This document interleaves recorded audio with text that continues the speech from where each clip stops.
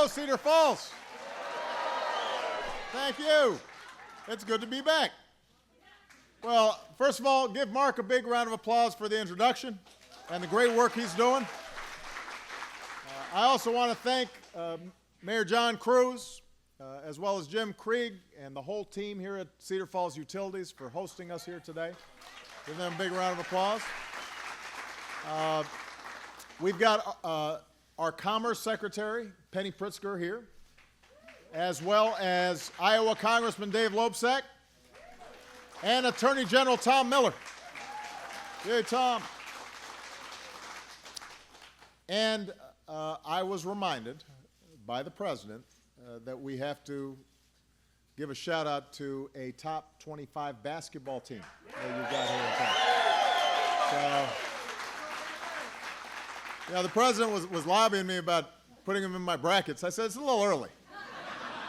I got to kind of see what happens second half of the season. The Panthers are putting together a heck of a season again. And I think most folks learned a few years ago that when March rolls around, you do not bet against UNI. Now, it's great to be back.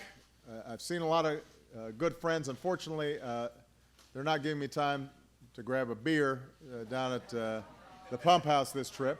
Although I understand the mayor said he brought a Bud Light with me, or for me.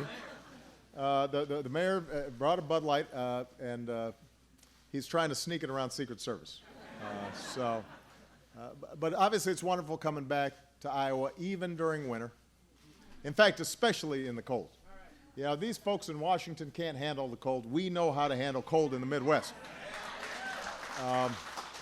And here in Iowa, on a cold January caucus night about 7 years ago, we talked about change and said that it was time for us to move this country in a new direction. And obviously a lot has changed. I'm much grayer, for example. As a country, we fought through the worst financial crisis and recession in our lifetimes, but the American people showed a lot of resilience and resolve. And there is no doubt about it, thanks to the steps that we took early to rescue the economy, to rebuild it on a new foundation, America's coming back. Last year was the strongest year for job growth since the 1990s. Unemployment fell in 2014 faster than any year since 1984. Our businesses have created more than 11 million jobs in the last 58 straight months. That's the longest stretch of private sector job growth in American history. Since 2010, America's put more people back to work than Europe, Japan, and every other advanced economy combined. And,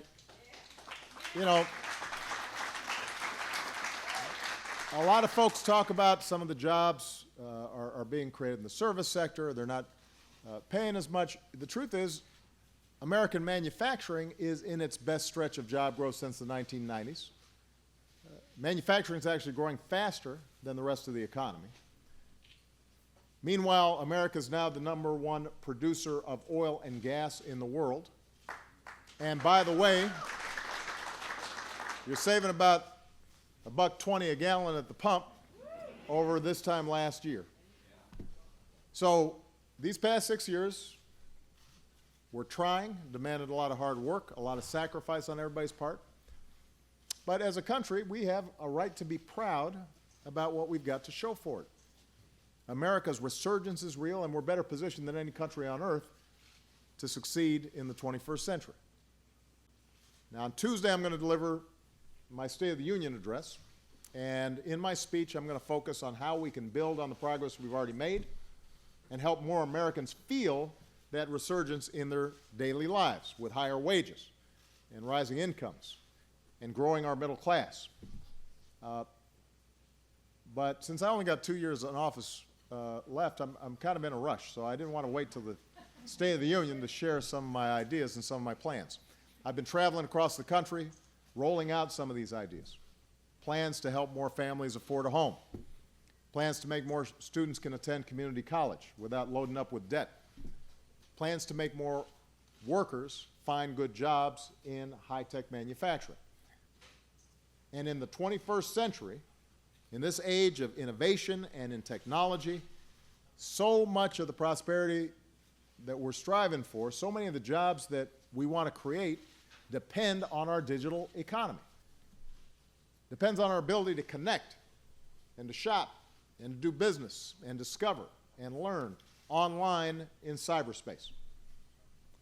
So this week I've been laying out new proposals on how we can keep seizing these opportunities in this information age while at the same time protecting our security and our privacy and our prosperity and our values.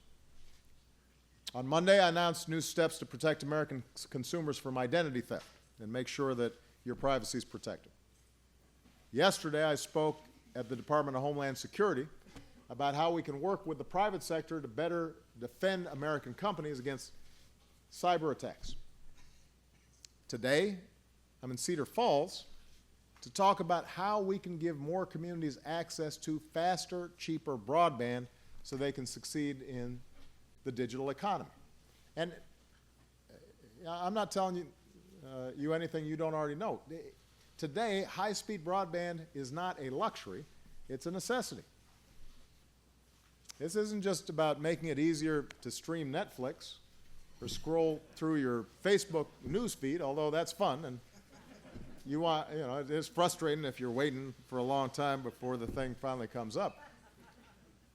This is about helping local businesses grow and prosper and compete in a global economy. It's about giving the entrepreneur, the small business person on Main Street, a chance to compete with the folks out in Silicon Valley or across the globe. It's about helping a student access the online courses and employment opportunities that can help her pursue her dreams. And that's why, through the Recovery Act, when I first came into office, we were trying to make sure that we prevented the Great Depression, but also start building some foundations for long-term growth. We built or improved more than 113,000 miles of network infrastructure throughout the country. That's enough to circle the globe more than 4 times. And we offered tax credits to help spur businesses to expand their networks. We've hooked up tens of thousands of schools and libraries and medical facilities and community organizations. And then we launched something we call Connect Ed, which trains teachers and spurs private sector innovation and is connecting 99% of America's students to high-speed internet. But, and this is why I'm here, we've still got a lot of work to do. Right now, 98% of Americans have access to the most basic levels of broadband, and that's a good thing. But that number doesn't look quite as good when you look at the speeds we're going to need for all the apps and the videos and all the data and new software that is constantly coming on the market. We've got to keep pace. We've got to be up to speed. Right now, about 45 million Americans cannot purchase next-generation broadband. And that next generation of broadband creates connections that are 6 or 7 times faster than today's basic speeds. And by the way, only about half of rural Americans can log on at that super fast rate. And if folks do have good, fast internet, chances are they only got one provider to pick from.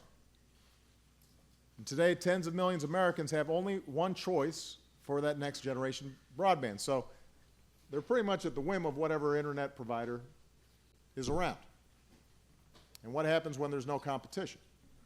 You're stuck on hold, you're watching the loading icon spin, you're waiting and waiting and waiting, and meanwhile, you're wondering why your rates keep on getting jacked up when the service doesn't seem to improve. Now, in Cedar Falls, things are different. About 20 years ago, in a visionary move, ahead of its time, this city voted to add another option to the market and invest in a community broadband network. Really smart thing you guys did. This is a really smart thing you guys did.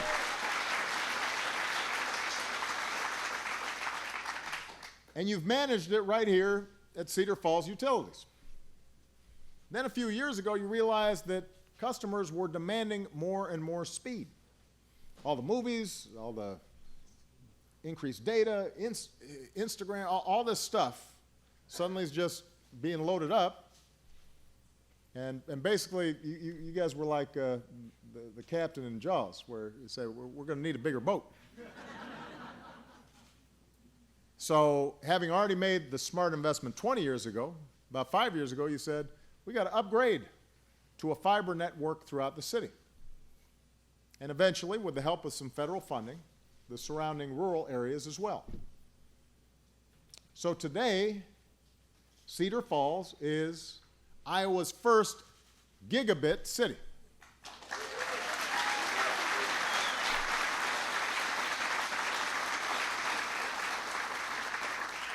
Now that sounds like something out of a Star Wars movie, Gigabit City. Here's what it means. Your network is as fast as some of the best networks in the world. There's Hong Kong, Tokyo, Paris, Cedar Falls. Right? That's the company you're keeping. You are almost 100 times faster than the national average. 100 times faster. You can log on for about the same price as some folks pay for a fully loaded cable bundle. So today you've got small businesses like Mark's that are serving clients worldwide. Google named you the best city in Iowa for e-commerce. And what you're showing is that here in America, you don't have to be the biggest community to do really big things. You just have to have some vision, and you have to work together. And we're seeing that same kind of innovation and that same kind of energy and foresight in communities across the country. In Lafayette, Louisiana, companies are bringing jobs to the city in part because of their fast next-generation broadband network. In November, the people of Yuma County, Colorado, voted overwhelmingly in favor of a community broadband network. That's in the same election where 85% of the folks just voted for a Republican Senate candidate. So this is not a partisan issue. It's not a red issue or a blue issue. Folks just want to know that they're at the cutting edge of this new economy.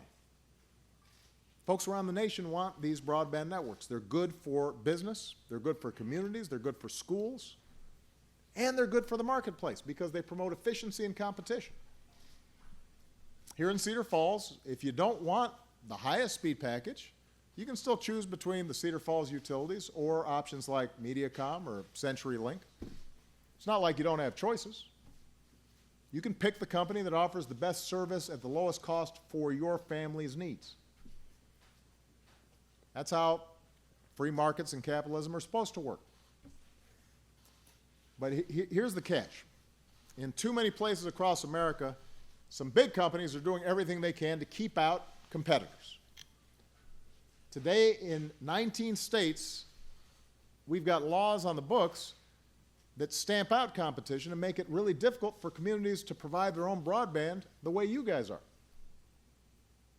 In some states, it is virtually impossible to create a community network like the one that you've got here in Cedar Falls. So today I'm saying we're going to change that. Enough's enough. We're going to change that so every community can do the smart things you guys are doing. So not long ago, I made my position clear on what's called net neutrality. I believe we've got to maintain a free and open internet. Today, I'm making my administration's position clear on community broadband. I'm saying I'm on the side of competition, and I'm on the side of small business owners like Mark. I'm on the side of students and schools. I believe that a community has the right to make its own choice and to provide its own broadband if it wants to. Nobody's going to force you to do it, but if you want to do it, if the community decides this is something that we want to do to give ourselves a competitive edge and to help our young people and our businesses, they should be able to do it. And if there's state laws in place that prohibit or restrict these community-based efforts, all of us, including the FCC, which is responsible for regulating this area, should do everything we can to push back on those old laws. I believe that's what, stands out about America. This belief that more competition means better products and cheaper prices. We do that with just about every other product. We ought to be doing it with broadband. It's just common sense. And that's why leaders from 50 cities and towns across the country, it's a coalition called Next Century Cities, have pledged to bring next-generation broadband to their cities and towns. And that's why I'm announcing a series of additional actions to support their efforts and encourage more communities to follow your lead, Cedar Falls. I'm directing federal agencies to get rid of unnecessary regulations that slow the expansion of broadband or limit competition. They're going to report back to me in 6 months. The Department of Commerce, Penny Pritzker, who's here, they're going to work to offer support and technical assistance to communities that want to follow your lead and set up their own networks. USDA, the Department of Agriculture, is announcing new loan opportunities for rural providers. And this summer, I'll host mayors from around the nation at a community broadband summit to chart the next steps that we need to take. So that's what we're going to be doing. We're going to clear away red tape. We're going to foster competition. We're going to help communities connect and help communities succeed in our digital economy.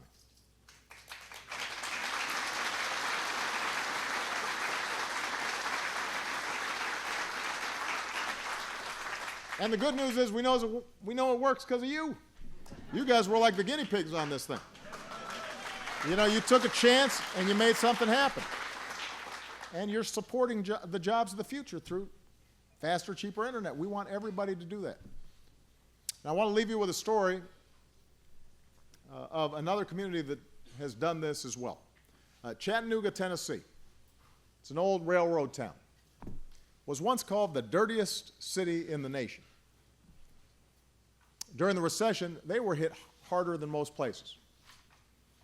But that did not stop them from building America's first citywide high-speed fiber network, right down the middle of downtown. It's as fast as what you guys got here in Cedar Falls. Today, a new generation of engineers and entrepreneurs have moved down to Chattanooga. Big businesses have set up shop. Volkswagen built a $1 billion manufacturing plant. It's unleashing a tornado of innovation. The city's even testing out futuristic technologies like 3D holograms. And here's what their former mayor said. It's like being the first city to have fire. We don't know all the things we can do with it yet. But think about that. When you're first in something, when you figure something out, you may not know all the applications right away, but that's the spirit of America. Imagining what might come next. We may not always know what's right around the corner, but we know we'll figure it out. As long as we're bold and we go ahead and work together. We've been through some very hard times. We didn't always know those hard times were coming. But we pulled together, we worked together, we relied on each other, we believed in each other, and we figured it out. We're blessed with the greatest natural resource in the world. Not corn, but the pluck and the ingenuity and the willingness to take risks of the American people. And I'm absolutely confident if we just give Americans the tools they need, if we just help lay the foundation and allow them to access the amazing opportunities and technologies at this moment in world history, we're not just going to continue recovering from a bad recession. We're going to ignite the next generation of American innovation. And it's going to start right here in Cedar Falls, Iowa. Thank you. God bless you. God bless America. Thank you.